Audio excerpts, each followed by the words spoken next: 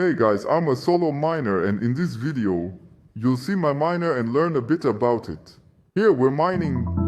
Hey guys, you might know that Bitcoin mining is the process where new Bitcoin are created, where you basically provide your computing power to the Bitcoin network. And when you find a valid block, you receive the block reward. Typically, Bitcoin mining happens in large data centers, in mining farms, which are sometimes many stories high and require special cooling, and consume a very large amount of energy, and are expensive. The devices are also expensive to purchase, securing the network and ensuring the continuation of Bitcoin. One might think as a small ordinary user there is really no chance to get involved. However, there is still a way with solo mining. In solo mining, you have your own small Bitcoin server or computer, so to speak, at home. That performs exactly this mining process. However, in relation to the big players and the large data centers, you are just a small light in the ocean, or a very small light. And if you statistically look at the probabilities of whether such an endeavor, I would say, can be crowned with success by finding a block, then the chances are actually zero, to be honest. I just went to mempool space. That's basically the place where you can always track all the blocks, all the data, so around the blockchain. Forgive me if I don't explain this in detail now and so on. In any case, you always see, okay, who finds which block, which mining pool. And one of these mining pools where many solo miners join is the so-called solo CK pool, which you here see. And in the past, if we take a look at the numbers, it has already 287 blocks actually found. In the last weeks, actually nothing. And a lot of Bitcoin miners can join together. They probably also have their own Bitcoin nodes with which they are synchronized.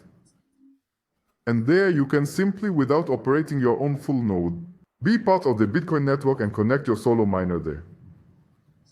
The catch is, if you don't find a block, you don't get anything when the pool finds one. That means you really have to be the one who finds the block. On the other hand, you get the entire block reward. That means at the moment approximately 3.125 Bitcoin plus the transaction fees.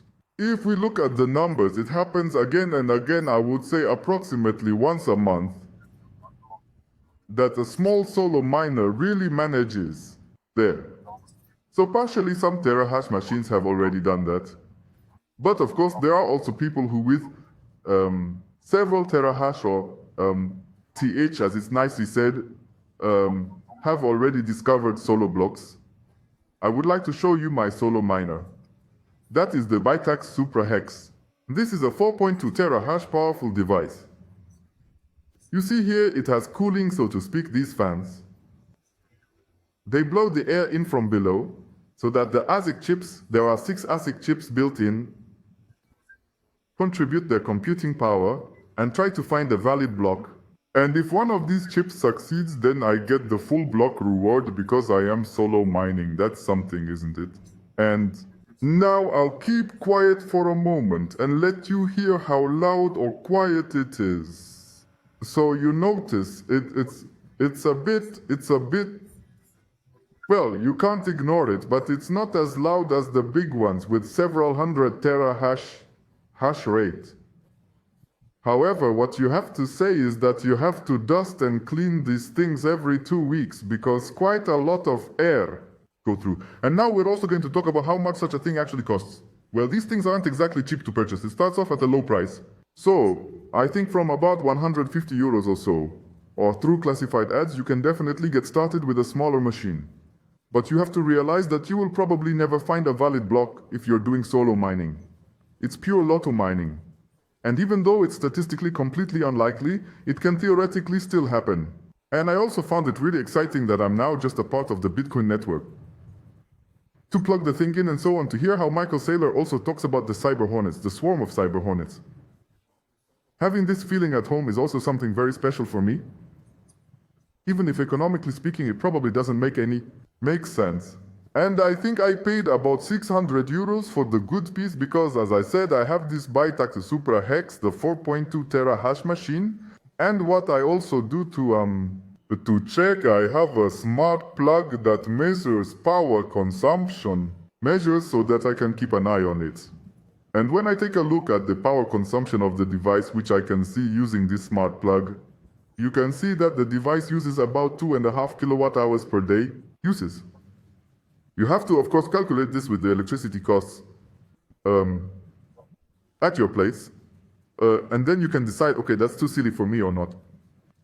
But I think it's a very cost-effective way to participate in the Bitcoin network and to have this experience and also this lottery character. Because theoretically, I always see it like this. Every 10 minutes, when a block is usually found, is like a small lottery draw, and maybe I'm the winner. But I also know that it will probably never happen. I'm already aware of that.